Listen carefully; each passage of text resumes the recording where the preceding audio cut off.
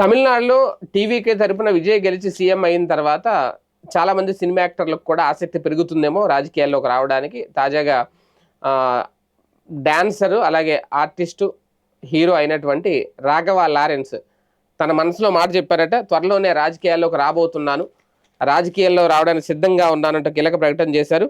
తాను రాజకీయాల్లోకి వచ్చేందుకు సిద్ధంగా ఉన్నాను అంటూ ప్రముఖ కొరియోగ్రాఫర్, దర్శక నటుడు రాఘవ లారెన్స్ ప్రకటించారు. ఎక్స్ ఖాతాలో ఒక 2 వీడియోలు కూడా పోస్ట్ చేశారు. డబ్బు సంపాదించాలని, సీటు ఆశించాలనే ఉద్దేశంతో తనకు లేదు, రాజకీయాల్లోకి వస్తే ఓ వ్యక్తిగా ఇప్పుడు చేస్తున్న దానికన్నా పెద్ద స్థాయిలో సమాజ సేవ చేయాలన్నదే ఏకైక ఆలోచన అంటూ చెప్పుకొచ్చారు.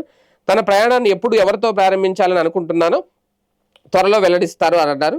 తన నిర్ణయంపై ప్రజలు, అభిమానులు సలహాలు చెప్పాలని కూడా కోరారు. వారు ఆమోదిస్తే రాజకీయాల్లోకి వస్తానని, లేదంటే ఈ ఆలోచనని విరమించుకుంటానని. ఎందుకంటే రాఘవ లారెన్స్ మీద చాలా మంచి అభిప్రాయం ఉంది. నిజంగా నిజాయితీగా ఆయన సేవలు అందిస్తారు, నో డౌట్. అందులో తమిళనాడులో చాలా మందికి వికలాంగులకు కానీ, చదువుకోలేని ఆర్థిక ఇబ్బందులతో ఎదుర్కొంటున్న వాళ్ళకి కానీ సేవలు అందిస్తారు ఆయన. ఖచ్చితంగా డబ్బులు కూడా ఇస్తారు. సామాజిక సేవ అయితే ఖచ్చితంగా చేస్తారు.